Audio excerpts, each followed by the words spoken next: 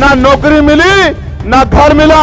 ऐसे झूठे वादे करने वाले मुख्यमंत्री और सरकार से जवाब मांगने के लिए आज हम यहाँ इकट्ठा हुए हैं कि अब हमें इनके भरोसे में नहीं रहना है। कहीं बुलडोजर चलता है, कहीं मूछे रखने में मार देते हैं, कहीं घोड़ी पे बैठने में मार देते हैं। इस मुजफ्फरनगर की क्रांतिकारी धरती को तो कहना चाहता, भाईचारा बनाने निकले, यहाँ का भाईचारा खराब करके एक पार्टी लंबे समय से सत्ता में बैठी है उत्तर प्रदेश और केंद्र में, आज मुजफ्फरनगर में जोड़ रहे हैं और आने वाले दिनों में पूरे देश में भाईचारा बना के जोड़ने का काम करेंगे।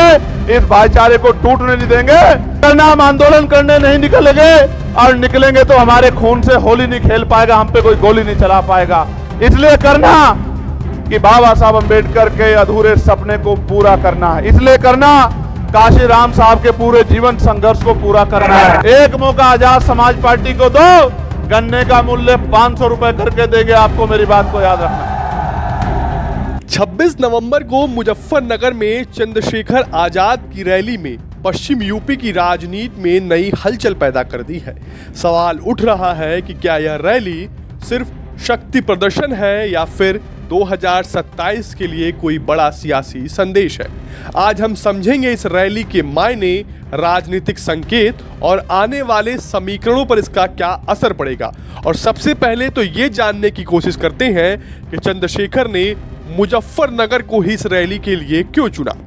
मुजफ्फरनगर पश्चिम यूपी का राजनीतिक हॉटस्पॉट, जहां किसान आंदोलन की गूंज भी उठी और 2013 के दंगों ने सियासी जमीन भी बदल दी। यही वजह है कि चंद्रशेखर आजाद ने अपनी आजाद समाज पार्टी की एक बड़ी रैली यहीं से शुरू की। संदेश साफ है, आने वाले समय में दलित, पिछड़े और मुस्लिम मतदाताओं के गठजोड़ पर वह अपनी मजबूत पकड़ करना चाहते हैं। चंद्रशेखर आजाद को दलित युवाओं का चेहरा माना जाता है। भीम आर्मी के जरिए उन्होंने सड़क से लेकर सोशल मीडिया तक मजबूत मौजूदगी बनाई है। मुजफ्फरनगर की रैली को कई राजनीतिक जानकार दलित, मुस्लिम, पिछड़ा समीकरण को मजबूत करने की रणनीति बताते हैं, जो परंपरागत रूप से बसपा या सपा की राजनीति का आधार रहा है। यूपी की सियासत में इस रैली को तीसरी धुरी के उभरने की कोशिश भी माना जा रहा है। जहां बसपा लगातार कमजोर हो रही है, तो वहीं सपा के पास मुस्लिम पिछड़ा आधार तो है, लेकिन दलित वोटों पर पकड़ कमजोर। ऐसे में चंद्रशेखर आजाद की बढ़ती लोकप्रियता विपक्ष के लिए भी चुनौती बन सकती है। चंद्रशेखर आजाद लगातार नए विपक्ष की बात कर रहे हैं। रैली की मंच से उनका फोकस था दलितों, पिछड़ों, किसान और मुसलमानों को एक साथ लाना। उनकी रणनीति ये दर्शाती है कि 2027 के यूपी विधानसभा चुनाव में वह सिर्फ प्रतीकात्मक उपस्थिति नहीं, बल्कि निर्णायक भूमिका निभाना चाहते हैं। पश्चिम यूपी किसान आंदोलन की जन्मभूमि बन चुका है। मुजफ्फरनगर में रैली करना किसान जाट बेल्ट में प्रवेश का प्रयास भी है।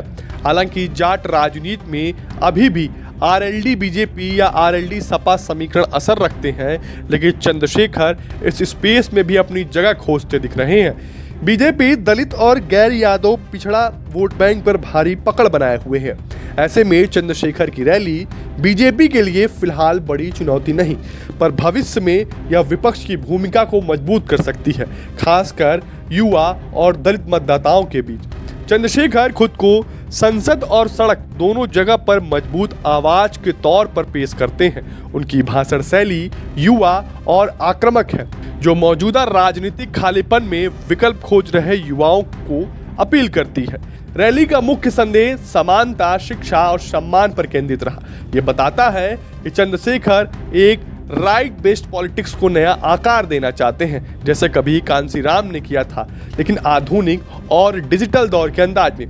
देखना यह अहम रहने वाला है कि क्या चंद्रशेखर का ये रैली 2027 के चुनाव का शंखनाद है या अभी ये सिर्फ ट्रेलर है। हालांकि राजनीति के जानकारों की माने तो संघर्ष ऐसा ही चलता रहा तो वह 2027 के चुनाव में सीधा असर 10 से 20 सीटों पर भी डाल सकते हैं, जिससे कई बड़े दलों के समीकरण बदल सकते हैं। उनकी रैली एक संकेत भर नहीं बल्कि शक्ति प्रदर्शन भी है, जो यह बताता है कि वह प्रदेश की मुख्य चुनावी लड़ाई में गंभीर दावेदार की तरह उतरने की कोशिश कर रहे हैं। तो आपको हमारा ये वीडियो कैसा लगा हमें कमेंट बॉक्स में जरूर बताएं।